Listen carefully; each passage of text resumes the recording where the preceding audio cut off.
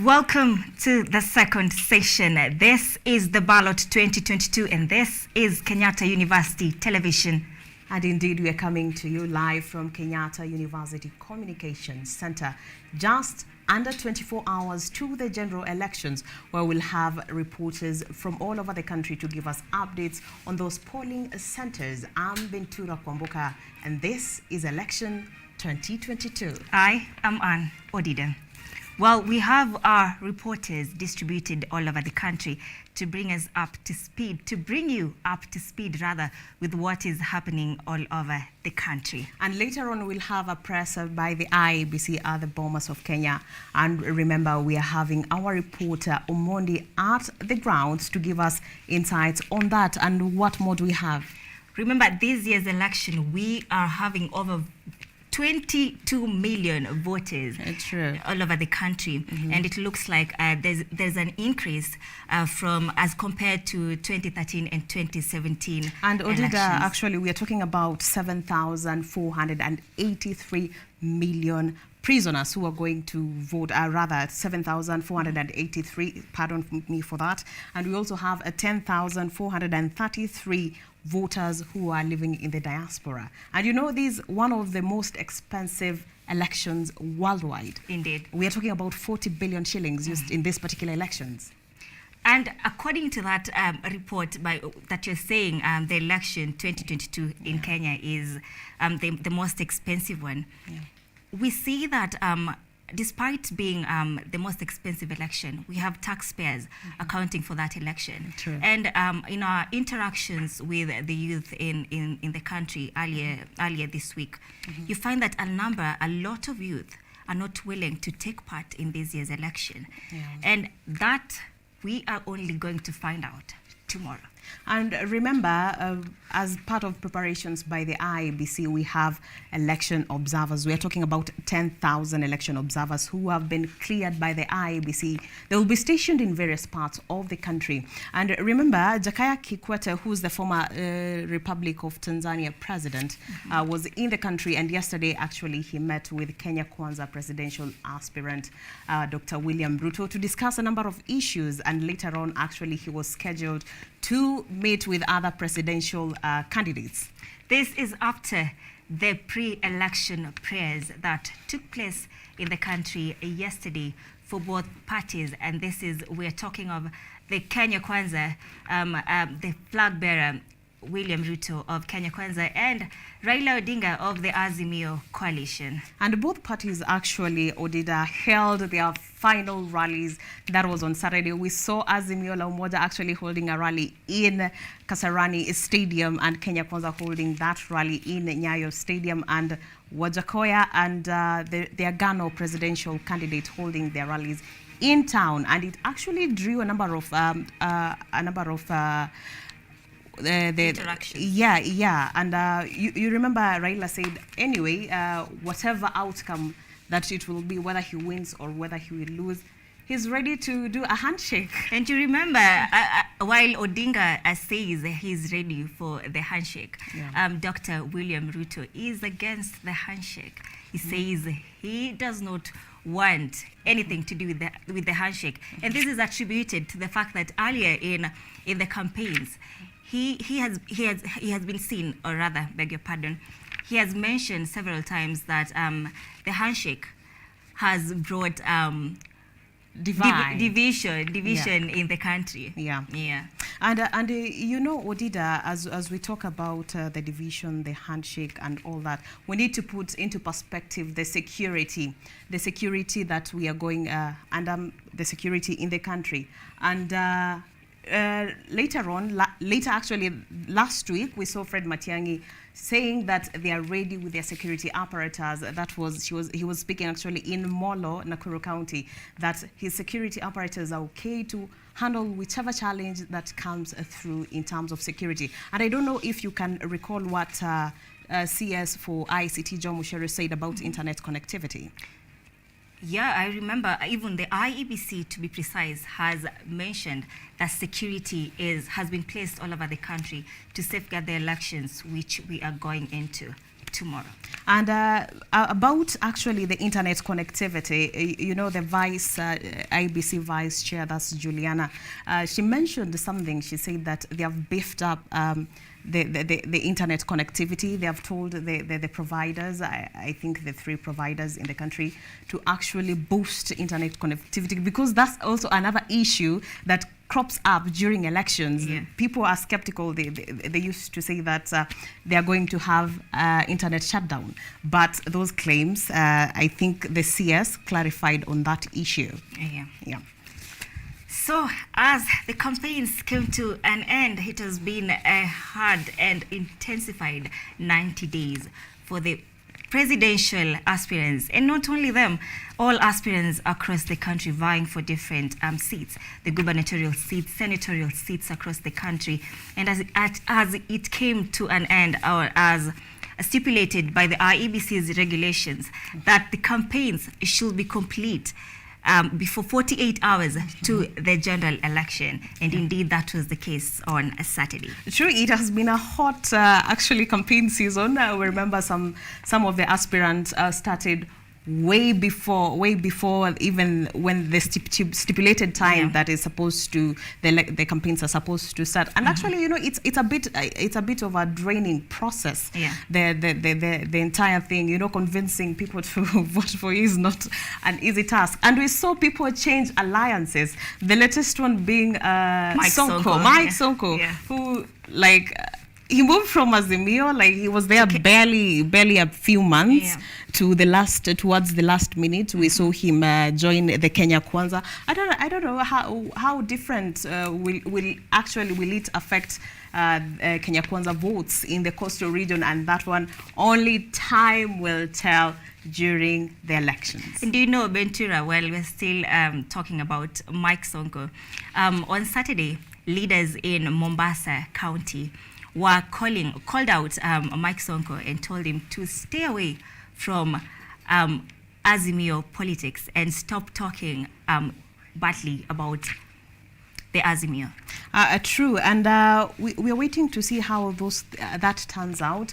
That is only going to be determined tomorrow. Remember, tomorrow you are urged to go at the polling stations. Actually open at 6. At 6 a.m. Yeah, and what time do they close? 5. Others close at 5 p.m. and this depends with the number of people at the polling stations. True, and Odida, you remember the High Court actually said that IEBC should provide manual register across every polling station in the country, of which that was not the case in the first place. So tomorrow morning, before you go to cast your vote, remember to carry your ID and turn out in large numbers to vote for whoever you think will bring change into this country. Yes, and the IEBC officials are actually saying that it's not only the ID cards that can work in tomorrow's elections, but rather still passports or whatever it is that you use to register. So ensure that you know your polling station and the polling number. Yes. Yeah. And Odira, I'm told we have our reporter Omondi at Bomas of Kenya, who is going to join us live any minute from now to give us the updates on what's going there. You remember, Bomas of Kenya is where we have the National Tally Center, where the returning officer, the president's returning officer, actually is supposed to receive the forms 34A.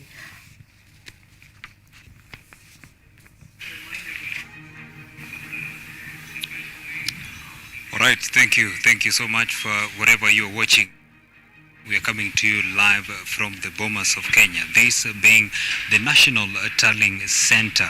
Now, the election stakeholders, chaired by the chairman, Wafula Chebukati, they have given all assurance that all systems are ready, that they shall be giving Kenyans free, fair, and credible elections.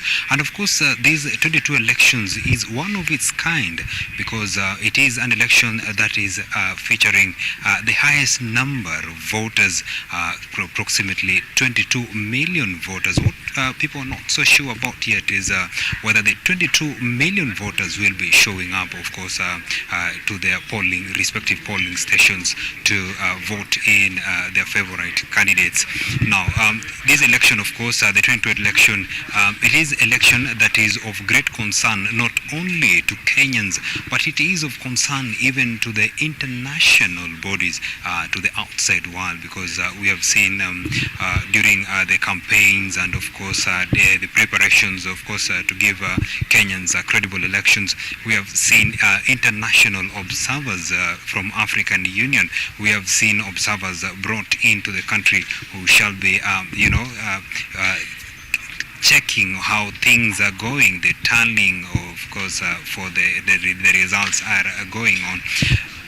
Now, just our neighboring countries, they have sent Bobby Wine and Besigye, who are previously presidential contenders, to come and do election observation of how Kenyans will be casting their votes and how the results will be transmitted. And we have all assurance that everything will be going on as planned by the electoral body. But other issues have started cropping in, because yesterday there was an issue of 4 election officials arrested and, of course, are under investigation, yet to be prosecuted for meeting aspirants in Homa Bay. They are meeting aspiring members of County Assembly and the National Assembly, which has brought them into trouble. And, of course, this one should be serving as an example to other officials who took an oath that they shall be working with the election body to give free, fair and credible election. It is of importance, this election, and of course we have seen a long time and the period of campaigns where politicians and contestants for different elective posts were moving around, convincing, trying to win and melt the hearts of the voters, to win their hearts, that they may vote them into the elective seats.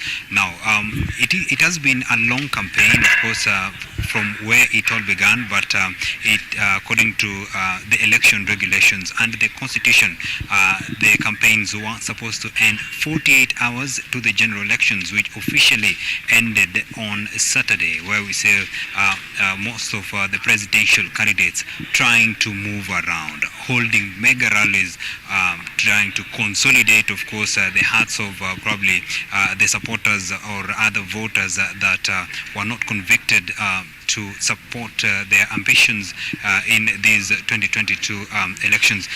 It is going to be a tough race. It's really going to be a tough race. And the most important thing that Kenyans shall be waiting for from the electoral body is that they get free and fair elections, that there should not arise any issues or any questions of irregularities. But we have seen just today, as the election materials were being transported in Chuka, there emerged a report of election materials being destroyed, and as we are waiting for a press, of course, from the election stakeholders, Chairman Wafula Chebukati and other stakeholders in this body, they are supposed to give us answers to how are these going to be treated, because the election materials were supposed to be delivered to the respective polling stations for them to be able to cast their votes tomorrow. But as it turns out, already they have been disenfranchised. Not sure whether they shall be voting, because the election materials have already been compromised. We are waiting for a press from the election stakeholders, and we shall be asking them these questions that are arising, that what happens in the case of when these election materials have been destroyed. And other things, of course, this election, it's going to be a beehive of activities, because with the high number of voters who registered to participate in the 2022 elections, we have a total of 46,229 polling stations, and we're expecting that tomorrow morning when the polling stations shall be opened at 6 a.m. and of course supposed to end at 5 p.m. Kenyans will be making the great sacrifice, already lining up by 5 a.m. that as we have seen in the previous elections, and of course the presiding officers shall be reporting to the regional, that is the constituency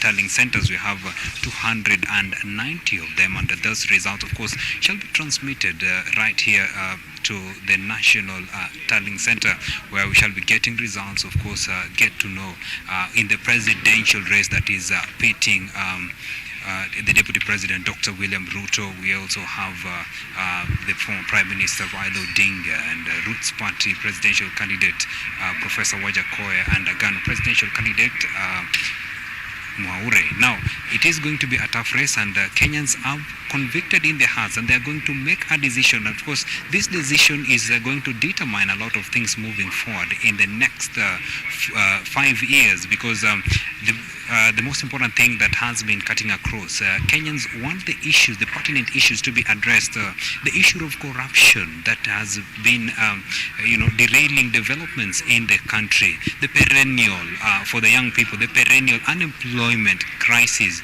the tough economic times, the cost of living. Therefore, this gives a conviction to most Kenyans, of course, to wake up and make the great sacrifice and vote in tomorrow. That's it for now. We shall be going back, of course, to get the pressure from the stakeholders, election stakeholders, to get to hear what do they have for the electorates, and what do they have for the citizens moving forward. Thank you so much. We shall be coming back to you with updates of how things will be moving.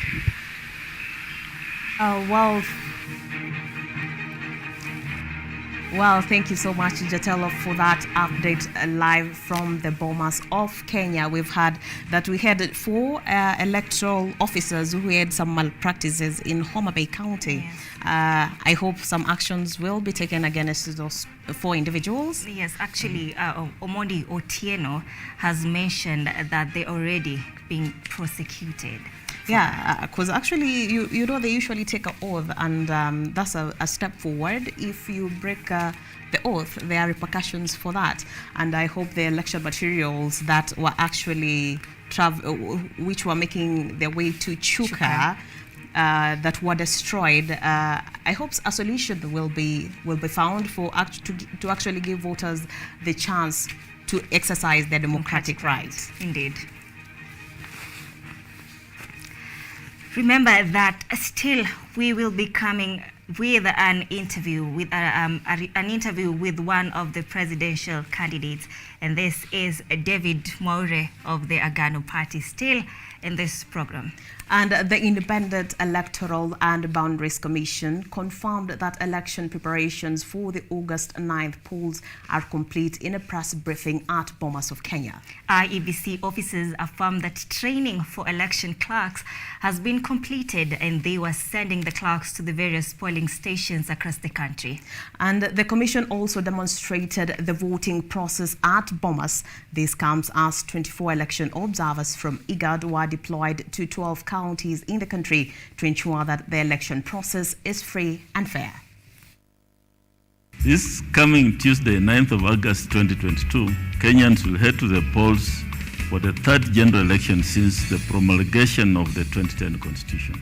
This is a momentous decision in the hands of 22,120,458 registered voters. I'm calling upon every registered voter to turn up and exercise their democratic right on the election day. Your vote, your future. And as campaigns closed chapter on Saturday, Kenyans have exuded strong interest to participate in the polls, terming it as the only chance to salvage themselves from the pangs of bad leadership. Our senior reporter Omondi Otieno brings us to speed with the situation in the political arena, getting opinions from Kenyans concerning tomorrow's elections. The long-awaited general elections are finally here, and Kenyans are up and ready to complete the 5-year electoral cycle. It is a moment when Kenyans make a crucial decision of who shall democratically represent them politically in different capacities. Many voters opine that they want change, frustrated by corruption and skyrocketing prices of basic commodities.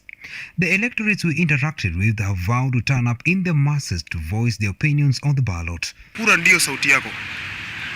Na inafaa upige kura because unajua hii kelele watu wanapiga kelele haitasaidia.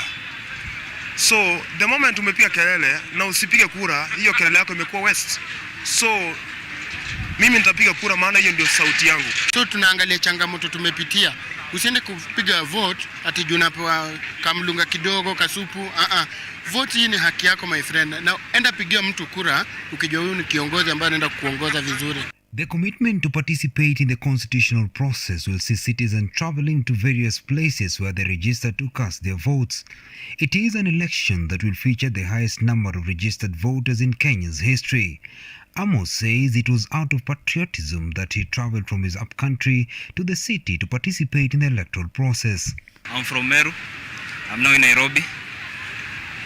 I took my kura yangu Dagoretti South, and it's my desire to vote. Sababu usipochaguana wale viongozi tumekataa ndio utawapata kesho. They say your vote, it's your future. The campaign door is soon closing, with the contestants strategizing to woo more voters to their camps. Others have seemingly gone hammer and tongs at each other with insults, raising the political temperatures. The dispelling concern of most electorates remain to be peace and harmony. On Tuesday, asubuhi saa 9 kusharauka, umechapa hiyo kura, ujue nani unapea, pia kiongozi pia uangalia. Sisi tunapatiana tu kura, ati bora mtu amekufurahisha na do, mtu sijua amekuambia ngiri sita. Hii tunatoka asubuhi ukijua ni maisha yako, ni maisha yangu, na ni maisha ya kila msee. Ahead of the Tuesday elections, Kenyans have expressed enthusiasm in the electoral process, promising to turn out in large numbers to cast their votes for the right leaders who they strongly believe will champion for their interests. Omondi Otieno, KUTV, Nairobi. And Nyatike Deputy County Commissioner Paul Lagat today flagged off a peace caravan that sent a message of peace and political tolerance to residents of Migori County in Nyatike, Suna East and Suna West constituencies. Lagat lauded the move organized by a local NGO, Blue Cross, Nyatike and Catholic Relief, as it comes at the right time following recent incidences of political intolerance experienced in the region. And the Deputy County Commissioner said they are prepared with enough security to ensure the exercise is peaceful and successful.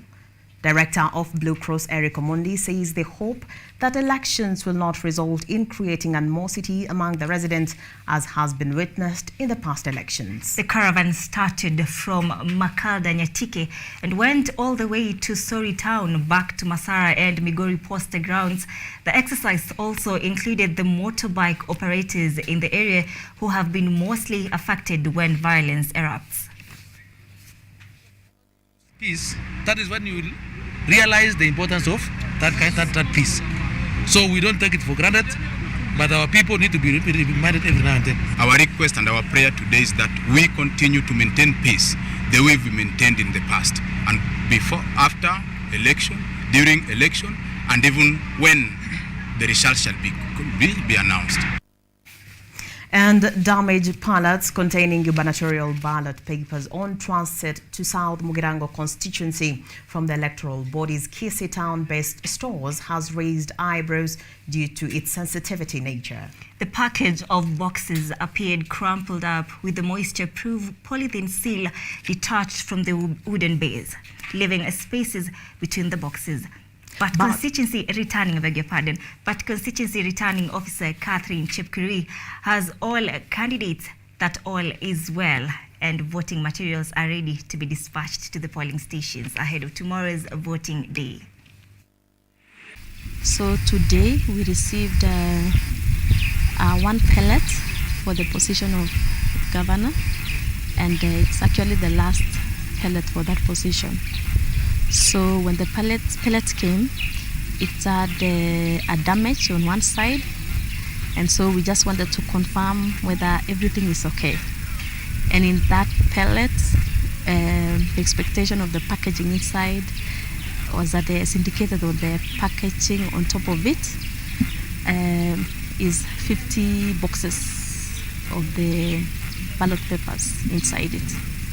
So since it had that damage, we had to call in a few agents, and we were lucky to get a few within the vicinity to just witness as we receive it, and we had to open to confirm that the number of boxes indicated on the label on top of the pellet is actually what was inside. So we counted one by one, and we were able to ascertain that indeed there were 50 boxes of ballot papers inside that pellet. And now in Mombasa County, Major Kenda Kaya elders gathered at Uhuru Gardens in Mombasa County to pray for peaceful elections and a smooth transition in tomorrow's polls. The traditional elders drawn from Kaya Giriama, Kaya Rabai, Kaya Digo, Kaya Duruma and Kaya Chonyi urged locals to turn out in large numbers to vote and maintain peace. The elders also urged the youth to vote and leave the polling stations to avoid chances of being used to cause violence. Others from various kayas, including Rama Zecha and Dadu Mbaruku, have also urged the incoming government to intervene and save their kayas, which are sacred forest shrines, from the land grabbers.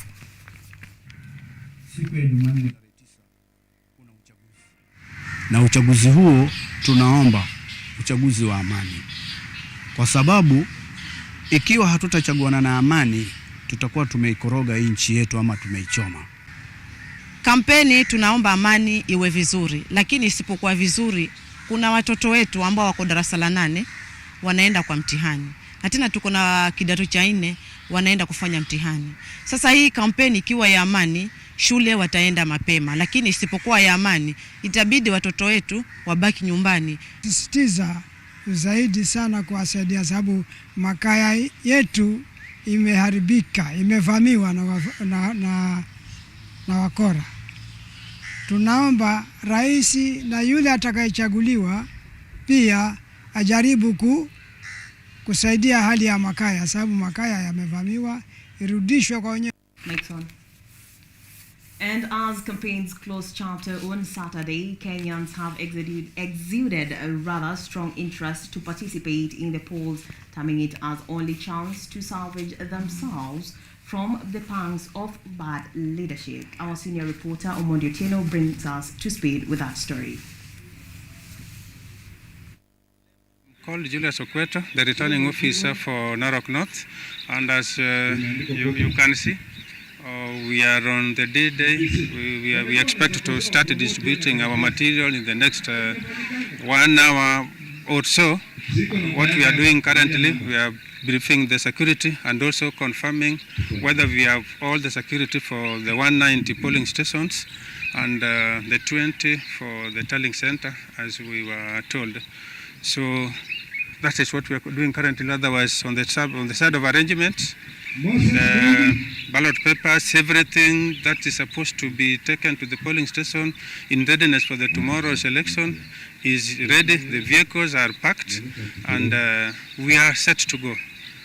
Yes, the 190 constituencies, we are sure by around ikichelewa sana around 5:30, all the presiding officer and the deputy presiding officer, together with the security for those respecting polling stations, will be there. We have received all the materials. We have put every measure to ensure that the process is smooth. As you can see here in this tallying center, we have arranged the materials. What is remaining is only now for the presiding officers to come and pick the materials and then proceed to the polling stations. We have made arrangements to ensure that transport is available for them, even as they prepare to leave. And we have also now going to set this tallying center to have a communication center to ensure that matters that have any issues are addressed in real time, so that we can be able to have a smooth process tomorrow, even as we leave. But key among our preparedness is to ensure that the POs leave here while they have received all materials. So they will check to ensure that they have all that they need in order to conduct the elections. As you're well aware, Narok is a vast constituency with a very rugged terrain. We do not currently have any rain that is being experienced, but in the event that we have this happening, we are bound to have the challenge of vehicles reaching and even coming back. So we have made arrangements with transporters. We have a tractor ready and even some four-wheel drive vehicles that will ensure that any vehicle that has any challenge is able to be towed, or even the presiding officer is able to deliver the materials to the tallying center at the least time that is expected. We have, first of all, a total number of registered voters is 46,535. We have 8 candidates who are contesting for the member of the National Assembly, and we have 17 who are contesting for the member of the County Assembly. Out of the 2 elected positions, we have 2 who are independent, while the rest are political party sponsored. Can have 4 wards, Ildamat, Mosiro, Kekonyoke, and Suswa. Different organizations and leaders across the country continue to intensify their call for peaceful campaigns. This is to ensure a smooth and peaceful election transition before and after elections, following reports that tension was mounting in areas mapped as hotspots.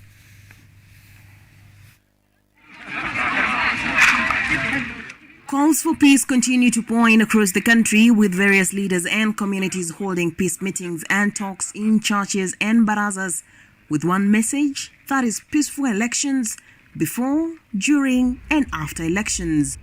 On the same breath, communities living in Kericho County have come together to declare peace during this period. Led by Dr. Omondi Ogada, the president of Like-Minded International Community, have jointly agreed that there will not be a volatility in the cosmopolitan county. Met the Kericho people, the diaspora and the locals who have been here. We have come to a common agreement that we will avoid the kind of volatility that was there in the other election, and that we are all yearning for peace, and we are going to live peacefully. We are going to vote, and when we vote, we are going to go home, and we will embrace the winner. We are not going to contest violently whoever the winner is going to be. At the same time, the Program for Christian-Muslim Relations in Africa has continued to mobilize initiatives in Nairobi to sensitize communities, especially in informal settlements, on the need to coexist harmoniously before, during and after elections. We have been running a China Money campaign to promote peaceful elections, and our focus has been those communities that have been affected by electoral violence over the past few elections, and this community are full of youth who usually are used as perpetrators. The country continues to champion for peace in an effort to avoid at all cost a recurrence of 2007 election violence as the home stretch of the 2022 general elections nears. Bentura Komboka, KUTV. Well, and after hosting their final campaign rally at Kasarani Stadium on Saturday, 6th of August, The Azimio la Umoja Brigade on Sunday attended a pre-election prayer ceremony at KICC, where various religious leaders led the nation in prayers ahead of Tuesday's general elections. Odinga urged Kenyans not to be consumed by tribalism and emphasized on the importance of maintaining peace, especially during this campaign period. Take a look. Azimio la Umoja's flag bearer Raila Odinga, while attending a pre-election prayer ceremony at KICC Nairobi, assured Kenyans that his government will fight against corruption, stating that corruption is one of the main hurdles negatively affecting Kenyans' lives and hence needs to be addressed promptly. Raila went on to plead with Kenyans to maintain peace during this electioneering period, while also emphasizing on the importance of fighting tribalism, stating that tribalism has been responsible for many deaths in the country.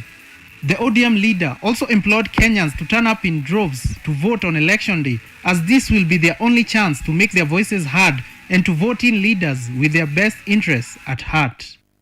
Raila was accompanied by his running mate Martha Karua and other Azimio la Umoja leaders, among them Kalonzo Musyoka, Sabina Chege, Edwin Sifuna, Peter Kenneth, Francis Otwoli, and others, all whom were also present at the coalition's final campaign rally held yesterday at Kasarani grounds. Over 22 million Kenyans are expected to participate in Tuesday's general elections, and with only hours left, Kenyans remain hopeful that the process will be free, fair, and peaceful. Irongo Kagoda, KUTV, Nairobi. Deputy President William Ruto also attended a prayer service before the general elections on Tuesday to pray for peace and offer thanksgiving at the Jesus Teaching Ministry in Kayole, Nairobi County. Apostle Peter Manyuru led the sermon, and Sileda Musalia Mudavadi and Nairobi Governor aspirant Johnson Sakaja were among leaders who attended the service. Breaking in the spirit, getting to know our presidential candidate better, our reporter Marcy Imbida met up with Agano Party's David Moure. Let's take a look at that. After the official closing of campaigns on Saturday, Deputy President William Ruto on Sunday attended a prayer service before the general elections on Tuesday at Jesus Teaching Ministries in Kayole, Nairobi County. The sermon was led by Apostle Peter Manyuru of the ministry, who urged Kenyans to avoid being used in political wars, especially the youths. While offering thanksgiving, the UDA leader William Ruto insisted more on peacekeeping during and after the elections. He also added that his economic recovery system of bottom-up is a connection between good leadership and the word of God. Each Kenyan, wherever you are, whatever you do, be a peacemaker. It is the qualification to become a son and a daughter of God. His sentiments were echoed by the leaders present, including ANC party leader Musalia Mudavadi and the Nairobi County Governor aspirant Johnson Sakaja, who also attended the service. Let us commit to peace. We have committed to peace through our leader, Dr. William Samoei Ruto, and we encourage all Kenyans to equally commit to peace as they cast their vote. Salimia jirani yako. Mwambie weka amani. Weka amani. The prayer service was concluded with the final prayer on all the leaders present in the church by Peter Manyuru as the country prepares for Tuesday's polls. Nyambura Kabura, KUTV. And with that, we take a short commercial break here at KUTV. Remember to engage us on our social media pages at KUTV_Kenya across all our social media pages.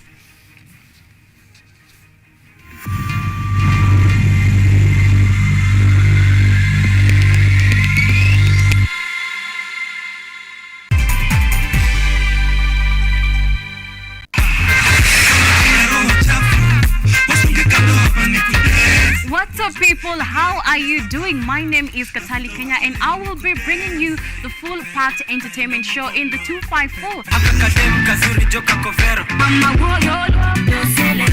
talk about trending topics on the Industry 411. When these people were doing the things they've been accused of, was I there? We're bringing you the biggest upcoming and sizzling artists in East Africa coming through. So then I got a call from Shafi Weru. And he asked me, wewe, unataka kufanya radio ama ni nini? Nikiwa solo artist, nilikuwa careful. The biggest concerts and events going down in East Africa.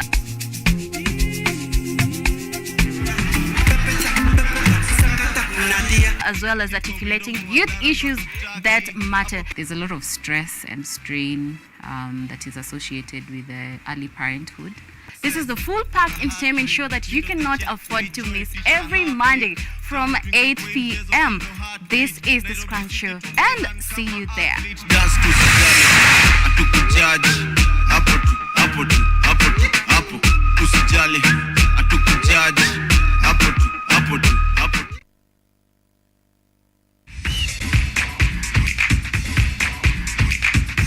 Ukiwa na dukuduku la michezo, tunafungua sanduku la dukuduku kwa ufahamu zaidi. Kila danadana, mitimpo, mifiatuko na harakati zote ugani, sisi ni wako mwandani. Kukurukakara zote nyanjani, haziwezi kuangaziwa zaidi ya micharazo michezoni. Mimi mwanaspoti wako matata Peter Pinches Mwaora ndakuwa na jopo lenye maarifa sufufu, nikufahamishe na nikuburudishe wewe shabiki shakiki kwa uhakiki na kindakindaki.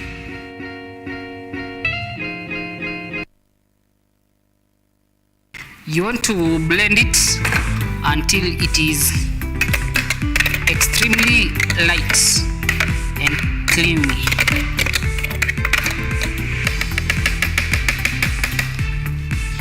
So we're going to blend it one more time.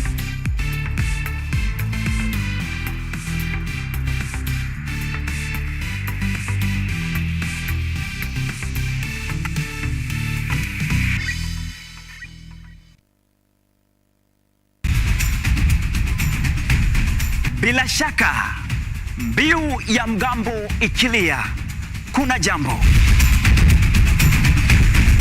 Na sasa, katika QTV Rise Today, makala ya TBT. Tunaongeza kuni, tunawasha moto. Tunaingia barabarani kuangalia hali ilivyo. Takwimu za corona na kupa. Habari zinazojiri na zinazokuhusu na kujuza na kukumbusha yaliyotendeka siku kama hii ndani ya historia. Kisha na kuletea wageni na wataalam, tudadavui, tufahamu na tuchukue nafasi yetu kama vijana katika uongozi, uchumi na masuala ya kisiasa nchini.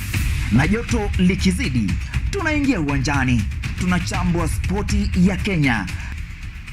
Ni kila Alhamisi saa 1 hadi saa 4 asubuhi, nami Vincent Maina almaarufu Ojwang mtoto wa Mariam, ndani ya QTV, a new experience.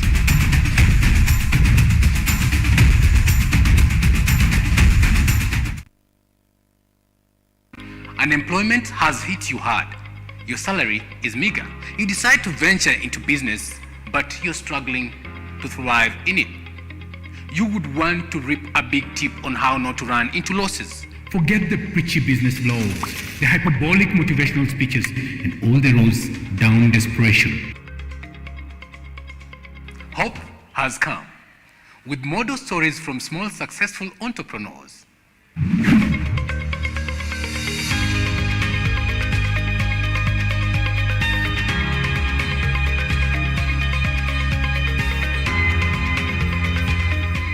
We tell you these tales weekly on The Budding Entrepreneur. Join us as we help you make your trade profitable and often smile to the bank.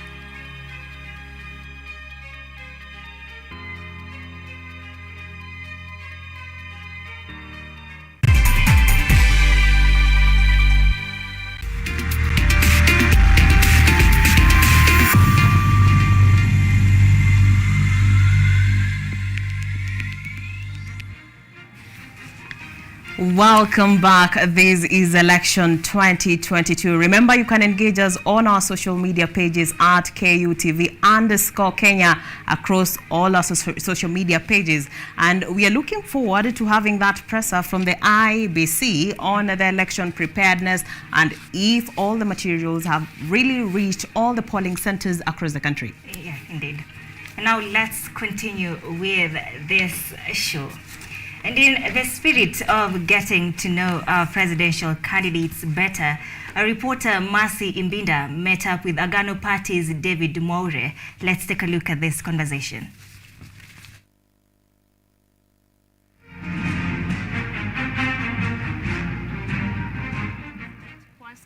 Been an interesting one, watered down to 4 presidential candidates, with Dr. William Ruto running on the UDA ticket, Raila Odinga running on the Azimio la Umoja One Kenya Alliance ticket, with Professor George Wajackoyah running on the Roots Party ticket, and David Moure Wahiga running on the Agano Party ticket. Now today we are here with presidential flag bearer of the Agano Party, David Moure Wahiga, and we really want to understand who is this man. Thank you so much for having us today. Thank you, Mercy, for coming. Thank you, KUTV. It's great to interact with you. Thank you, Karibu. Thank you so much. So I think to begin this, we would want to know who is David Moure Wahiga. Briefly, you got my name right. I am a Kenyan, and for you who is watching from this part of the world, your fellow Kenyan, I am a husband, I am a father, I am a lawyer by profession, and I've been practicing law for the last 38 years. But if you look at my mode of dressing, I am dressed like a cleric, yes. Absolutely. I am also an ordained minister, and today was a special day, so I wore the priestly gown. From as young as I can remember, I have been active in church, preaching and taking every occasion. During the 2007 Constitution Review process, I was a chief legal advisor to churches on issues of faith and the Constitution. I am the leader of a political party known as Agano Party, Agano, which means covenant, which has been around for the last 16 years. And yes, I'm one of the 4 presidential candidates out of 59 who gave a stab at this. I'm not taking it lightly. I'm not presuming over anything. This will be my 6th election effort and the 2nd for presidency. When you ask me, I'll tell you things I'm passionate about. I'm passionate about my nation. I'm passionate about this nation moving on to the next level, which I'll be ready to tell you about. And in the legal profession, I am a senior lawyer. You can refer me as senior counsel by virtue of years. And yes, that is me. Now, you've mentioned that this is your 2nd stab in the presidential candidature. What is your drive for presidency, to run for presidency? Just before I came here, Mercy, I was watching, we sat down, television, and I noticed in Philippines, they have changed the presidency. They have taken a different person, Filipino president. It's a different person. His father, I can remember, years used to be in the presidency, but the Philippine people have opted for change. Some years back, the Canadian people opted for change, and they got a young man called Trudeau.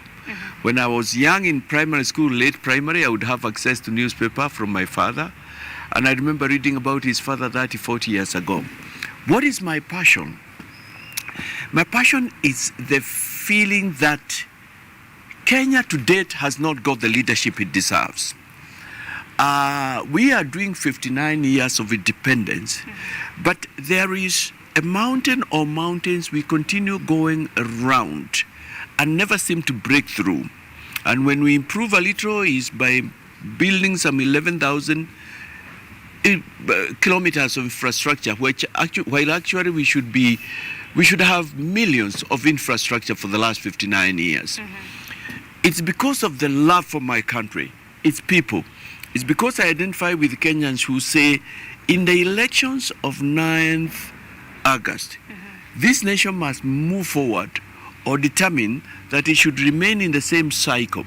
And here I have the matters I have in mind are matters like corruption, scandals, bureaucracy, wastage, misadministration and maladministration.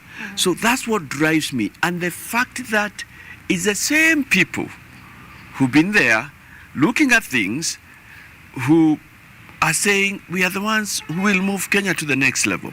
So it is a fact that somebody needs to answer the cry of Kenyans, the dissatisfaction. Somebody needs to come out, and I've decided to be that person because I care about my nation and my people, and I believe that it's time to move forward. Now, there are several things you've mentioned right Several. And I really want to understand what is that, looking at the needs of this nation, what is that one thing that in particular that you want to come to become an answer to?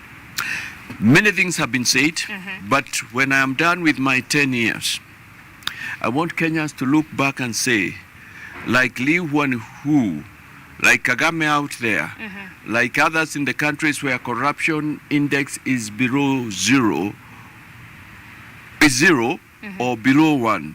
I want to be known as the president who slayed the dragon of corruption, scandals, wastage, hemorrhaging Kenyan wealth and finances, whereby as you and I sit here, by 2018, the CS for Treasury, while reading his budget, told Kenyans that over 15 trillion Kenya shillings was illegally obtained was stashed abroad. That having been 2018, I figure out it's about, by my estimation with my finance committee and budgeting, we are saying it should be over 20 trillion. That my sister takes care of. That if returned today, it can take care of the Chinese loan in 1 day. In 1 day. President told us 2 billion Kenyan shillings are lost per day. But we had an article in one of the local dailies this week, late last week, that Kenya borrows 2.5 billion. If I remember well, it was per day. But about 2 weeks back, the Auditor General said, we lose 440. No. She said that 500, because she's been doing her auditing, we have lost in the last current government year, we lost over 440 billion to unexplained expenditure. It's been explained, it's not explained. We are where we are, and that's where I want to move the country from, because of nothing else for me. Is preferring this economy, plundering our economy, the money that should go to our education institutions, to creating jobs, to lowering the price of unga from 200 what it is now to below 100 and even below 50, to having money for the youth, to money that can go into industries, both big and cottage. I am saying this country, and because it's a rich country, it's an endowed, and Kenyans are hardworking. A few things are thrown out there, like the way we threw maize to the chicken. An 11 kilometer, I think, expressway. I am telling Kenyans, by the end of my presidency, I'll be doing catch-up. By now, Kenya should have expressway, not just in the city, but preferably, even from here to Thika, because I'm in Nairobi, Mombasa expressway. What we are saying, we are trying to do catch-up with 40 years of loss. And it's the same guys. I want Kenyans to remember me as the one who stopped what has been wasting our country. Corruption, wastage, stealing. And our money being used abroad by people who call themselves friends. They are seeing what we are going through and they want to sit on our money. They continue using it. I'm calling that economic genocide. You've heard me. Again, I've said many things. Take your pick. Now, Senior Counsel, you know, it's one thing to say something and it's another to actually actualize it. So how do you actually plan to slay the giant of corruption, as you call it? You know, Marcy, thank you for the question, and viewers. You know, number one, what we have lacked in Kenya is goodwill. It's goodwill, it's leadership, it's determination, it's resolve. The last time His Excellency, and you have asked me, so I should talk about it, so, talked about the fight of corruption, he said his hands were tied. It's people who are joined together at the hip and that's the state of some of my competitors. What do I intend to do? I intend to bring in resolve. I intend to go for the big fish. I intend to jail the big fish and everybody. I have indicated before in various forums that on the second day of my presidency, after giving my inaugural speech, I will be asking, I'll be asking, and they have already heard, for all files to do with past scandals and wastages, and I would want to be told, take for instance the latest, very famous, who are the KEMSA billionaires? They are there and they are known. And if you look at them now from the various coalitions said to be leading, they are leading to nowhere. They are not leading. When they meet, sometimes they say, your Mulengo, your coalition is the one, si nyinyi ndiye mulikula KEMSA.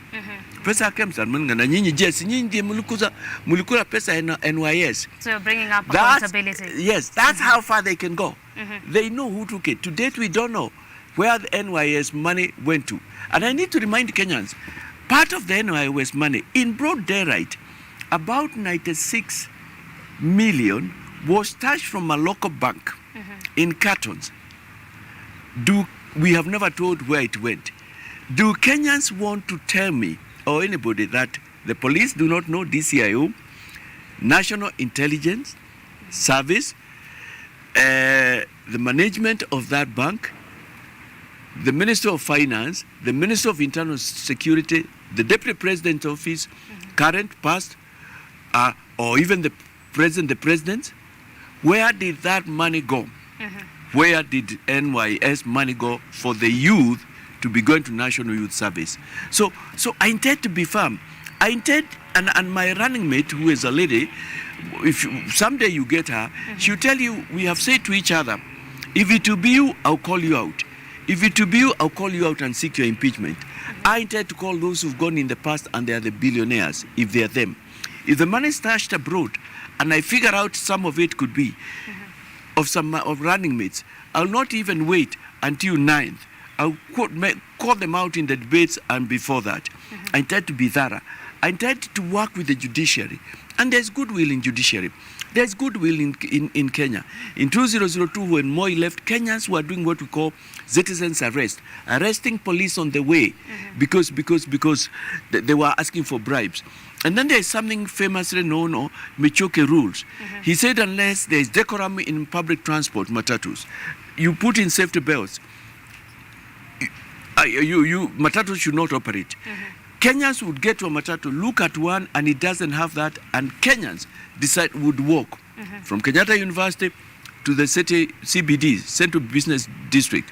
There is goodwill. It is that goodwill I ride on. I will enforce the law, and the first thing, I will hit the fish from where it rots the head. The youth are the future, not the future. They are the currency today of the country. They are strong. They have got energy. They are innovative. The youth are much more also in the ICT than people who are over 50. And for me, I intend to invest into the youth big time. I am talking about in my manifesto, we'll be talking about we intend not just to have and return the youth ministry, but we intend also to improve it in many ways. We've talked about free education. The youth want money, capital to do businesses. Our youth are educated. They want money. They want backup, easy loans, grants. The youth also want, they could have done a general degree or a general diploma. They want skills. So maybe you can just tell the Kenyan why should they vote David Maure Wahiga? What makes you the right candidate as a closest? Thank you much for that question. Kenyans, I ask you to vote me because I'm different from the others. Number one, you have heard me speak. I have the concerns of Kenyans. I am running for presidency because, like you, I am tired. I am angry. of the same group of people. And like they say in Kiswahili, nyani ni wale wale, ni misitu tu wamebadilisha. Seeking to come to leadership and saying, this time we'll do it different. I am asking you to vote me because I am clean. This nation is over 20 trillion poorer because of thievery, stealing, money thrown stashed abroad, which I'll go for, 2 billion shillings per day, and I'm not part of those who have done that, directly or indirectly. I'm not in current government or in the past 3. Number 3, I have a vision. I'm coming in like the biblical David. There is a Goliath that has ravaged Kenya and is captured in about 3 or 4. Massive corruption, genocidal corruption, wastage, stashing of our money abroad that should be invested here, mara and misadministration, and finally, bureaucracy. You want to register something, you want to invest it abroad, you're in the creative arts, you want to go and sell, and the money comes back to Kenya, but the bureaucracy is impossible. And bureaucracy rides on corruption. The countries that have advanced is because they fought corruption, wastage, scandals, misadministration. I am different from all the others. Those others, they can only go so far. They are joined at the hip together. In fact, even some of them, I bet they will form a coalition after. Maybe they will have a handshake, but at each other's terms. You come, let's form a government. If you don't, speak out about me. But for me, like the biblical David once again, I've picked my 5 stones. I have my catapult. I am determined, I have resolve. And that I only need 1 stone, and that stone is you. I am calling myself, and people are calling me Badilisha, because I want to Badilisha completely. This time we need a completely new sheriff in Kenya. Different, tested, and one who is not exciting or inciting emotions. They are speaking facts. You can see they are sober, and they are not telling things that can't work. That's the reason I'm asking Kenyans to vote for me. Thank you so much for speaking to us. Thank you, KUTV. Thank you, Mercy, for taking the time.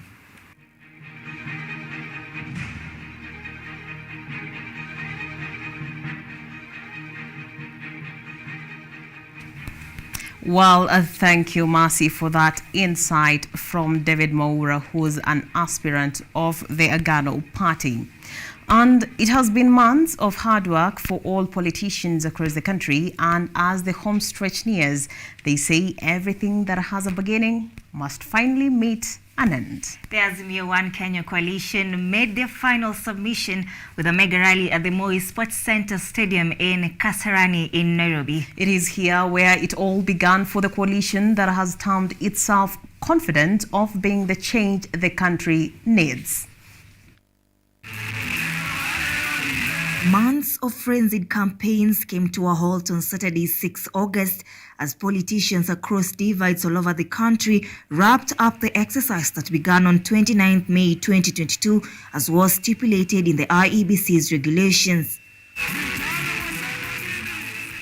The Azimio One Kenya coalition, in a colorful and organized final campaigns, took to Kasarani Stadium for the second time, where the coalition supporters came out in large numbers to show their full support for a leader they deem fit to lead the country after August 9.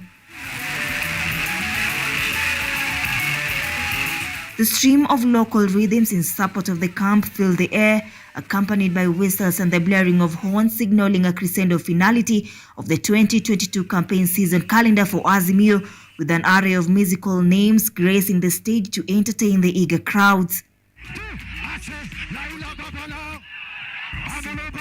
After a series of notable political names made it to the dais, the long-awaited duo chucked in, Raila Odinga and Martha Karua making, waving, and perhaps silently hoping they will get to do this again should the ecstatic crowd at the grounds be a depiction of a massive support that they long for and one that may see them secure the sought for 5-year tenure in the highest office in the land.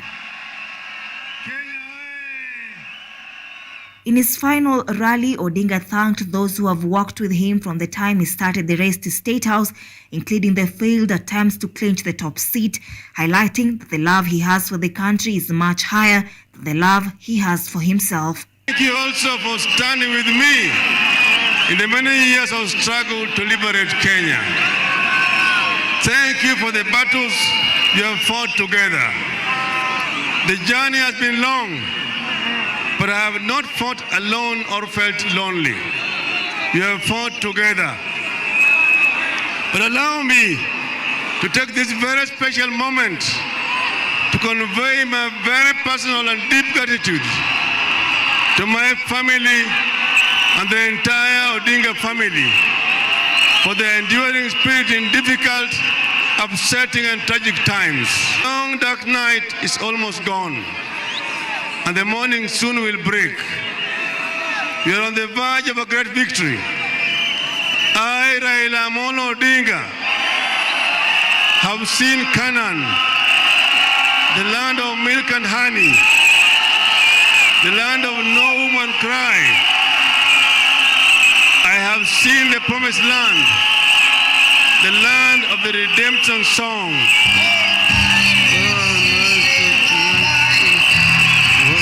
Odinga urged Kenyans to maintain peace on and after Election Day, promising to accept the outcome of this year's general election as has been his custom in the past years. Katika uwanja huu wa Kasarani tarehe 10 mwezi wa Disemba ya mwaka jana, siku hiyo nyinyi mlimpatia mimi ruhusa niendelee na mambo ya kampeni. Tumezuru Kenya mzima, pembe zote za Kenya, kutoka kule Mandera hadi Vanga, kutoka Turkana hadi Lamu, kutoka Busia hadi Masalani. Tutafanya kazi kwa umakini kwa taifa la Kenya ili tuweze kukomboa Kenya kwa janga la ugonjwa, ujinga na umaskini. Kura kwa Azimio kote katika taifa lote. Tunataka kuona kama tunapata wabunge wengi katika bunge ya kitaifa na bunge ya county. Tunataka majority wawe wana Azimio, sawa sawa. Azimio's deputy presidential candidate Martha Karua, on the other hand, exuded confidence that should they clinch power, their government will indeed bring tremendous change in the country. Jambo la kwanza, muelewe ya kwamba kinara wangu Raila Amolo Odinga ni mzalendo, amepigania nchi yetu, niona kazi yake, ni mtu wa kujitolea. Alisema Kibaki tosha, akasahau yeye anaweza kuwa rais, akaona Kenya iungane, akomboe Kenya kwa utawala wa kimabavu. Mimi nataka kusema hakuna mtu mwingine Kenya hii ako na qualifications za kuwa rais wa Kenya wakati huu isipokuwa ni Raila Amolo Odinga. Sisi kama Azimio, kazi yetu ni kuunganisha Wakenya bila misingi ya kikabila. Kazi yetu ni kuwapatia huduma bora kwa kila sekta. Lakini tuelewane, bila kupambana na ufisadi hatuwezi tukampatia huduma, na Kenya imo hatarini kunyongwa na makateli ya ufisadi. Na waomba tuokoe Kenya yetu na kura zenu. Mnapenda Raila Amolo Odinga, mutoke kwa wingi kupiga kura zenu na tena kulinda kura zetu siku siku hiyo ya tarehe 9 mwezi wa 8. After a series of whistle stops and rallies that traversed across the 47 counties of this great republic, the final mega show supremacy for Azimio would climax in the capital, with the next move on the political chessboard remaining with the electorate. Sasa mimi vile nimeona leo Kasarani imefurika, nimekuwa na imani kamili ya kwamba uchaguzi wa tarehe 9 siku ya Jumanne ijayo imeshaamuliwa na Wakenya ya kwamba rais wao wa 5 ni Raila Amolo. I released Baba, nikawapatia Baba atembee na nyinyi kila pembe ya Kenya. I gave it Baba so that you can campaign with him. Tumwenyenyekea wananchi, tumwenyenyekea watu ili watupatie kura ya Baba. Kutoka hapa tunabakisha masaa only 70 hours. Alafu Baba tutampigia kura awe the 5th President of the Republic of Kenya. Ambao walikuwa hawamheshimu Baba kuanzia tarehe 10 mwezi ujao watamheshimu kwa lazima. Baba ametembea taifa hili. Baba ametembea kaunti 47. Baba amekubaliana na Wakenya katika kaunti 47 kwamba yeye atajitolea kwa hali na mali kuboresha maisha ya Wakenya. Mimi siko hapa kwa sababu ya demokrasia ya nchi. Niwaombe kitu moja kwa muda mchache. Tafadhali tumpatie Baba na Martha kura tarehe 9 mwezi huu wa 8, na pia ndio Baba aweze kufanya kazi. Tafadhali jeshi yake ya Nairobi, kuanzia Polycarp Igathe mpaka MPs, Senator, Women Rep mpaka MCA, tupatie Azimio. Na Rigathi na wao wasalimu amri. Wangapi wanasema wasalimu amri? Kimbia huyu. Anto Sunguli alikuwa mgombea mwenza wa Stephen Kalonzo Musyoka, lakini sisi sote tumesema ni ndugu Raila Amolo. Hebu inua tu hiyo rungu. Since 1963, a freedom fighter is going to become the President of the Republic of Kenya. So freedom is coming. Freedom is here. So freedom is coming. Leo ni leo. Tunangoja kumalizia hii kazi ambayo tumefanya na imekamilika, na hatuna wasiwasi wowote. Tunajua Tuesday kura yote itakuwa kwa Baba na tutamsikikisha State House tukiwa pamoja sote hapa Nairobi. 2022 general election has been touted as the most competitive, with a lot at stake for the two leading presidential contenders according to opinion polls, as Odinga makes his 5th and probably the last stab at becoming Kenya's commander-in-chief. Arno Dida, KUTV, Nairobi.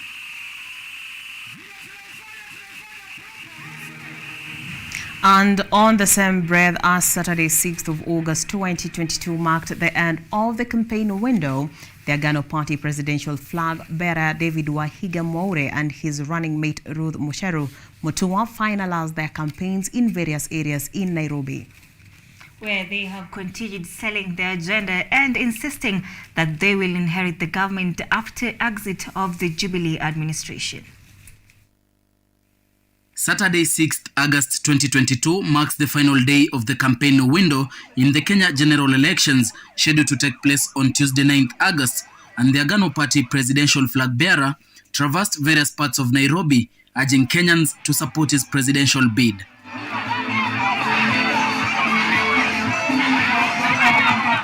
Mwaure said he is the only presidential candidate that has solutions to the problems facing Kenyans, while saying it is time for a change in leadership. Tarehe 9 ni muhimu sana kwa sababu tutakuwa tukiamua kama tutaendelea vile tumekuwa hapa, tutabadilisha. Niwaulize jirani wangu, ukiwa na kifagio unafagia naye miaka 10, tutabadilisha. Moore's running mate Ruth Musheru Mutua drummed up support for her frontrunner David Moore in Kangemi as Moore asked Kangemi residents to elect one of their own. Tumesema tunamalizia home. Mmesikia prezo ni wa hapa mountains. Hapa Kangemi. Na mimi wa Uthiru. Tukose kumalizia home aje. Moore is confident that he will succeed President Uhuru Kenyatta. In their final campaign lap, the Agano duo had their supporters enjoy some music alongside the campaigns and promises. On Monday, 4th July, David Moore launched the Agano Party manifesto that is dubbed Badilisha, which closely translates to change in English. Thank you very much. God bless you. Thank you. Thank you. The 12-point manifesto is based on the 12 pillars that are the Constitution, family, women, youth, persons with disability, county governments, workers, business owners, economy, religious institutions, environment, and the international community. The manifesto touched on issues of increasing revenue allocation to counties to 40% from the current 15% and directing 10% of that allocation to village councils, waivering the pay-as-you-earn by 50% and ensuring conducive environment for business, committing to limit total loan repayments by the government to 1 trillion shillings, in turn releasing 350 billion shillings to support government programs and subjecting corrupt individuals to the judicial process. Ruth Mutua, who is Moore's running mate, also gave a submission promising that they will implement the 2/3 gender rule, among other promises. Today, as we launch our manifesto, we are not only asking for your vote. We are asking you to fund our campaign too. Again, we'll go where the people will take it. Agano will go where the people take it. We are you and you are us. On 26th July 2022, Moore turned up for the presidential debate, but he however had to debate all alone in the slated 90 minutes after George Wajakoya of Ruth's party declined to debate with him. He enjoyed nationwide media coverage where he had a chance to explain his ideas under the moderation of renowned journalists Ken Mijongu and Smriti Vidyati. We've talked about giving money to young people so that they can do startups. We've talked about getting rid of certain taxations so that Kenyans can be able to move forward. So we've talked again at bringing back cottage industries. The Agano Party presidential aspirant was however not able to traverse the whole country in his campaigns like his counterparts of Azimio One Kenya Raila Odinga and William Ruto of Kenya Kwanza. With the campaign window now over, Moore and the other 3 presidential aspirants have to await the electorate's final decision on Tuesday, 9th August. Mutweri Eliud for KU TV.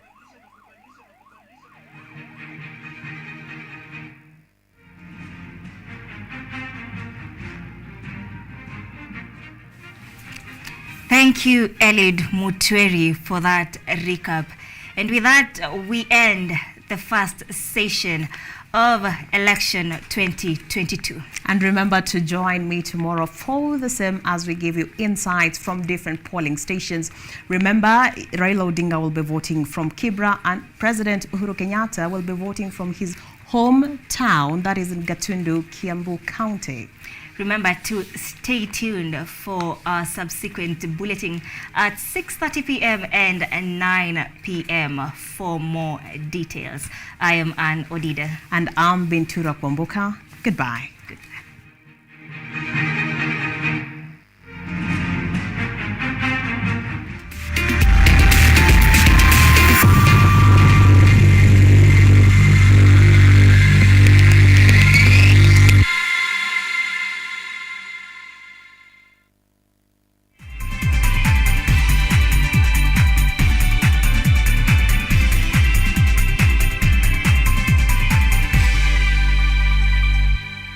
Driving and riding without incidences or